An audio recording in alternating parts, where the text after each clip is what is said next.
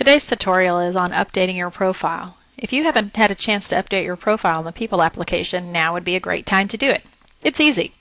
Just go to people.extension.org and use your institutional email and password to log in.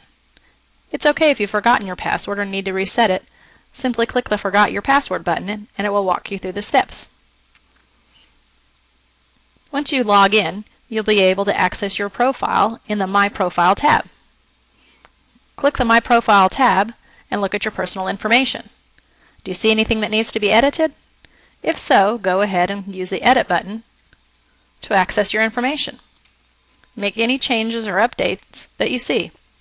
You can also add additional subscriptions to mailing lists or change your position. Once you make the required changes, go ahead and check your personal profile to make sure everything turned out okay. If you need to change your interest or update or add social identities, go ahead and take the time to do that. If you'd like to see what the public sees in your profile, click the Public Profile settings. Once you're finished, you can log out or continue on to the rest of the eExtension tools.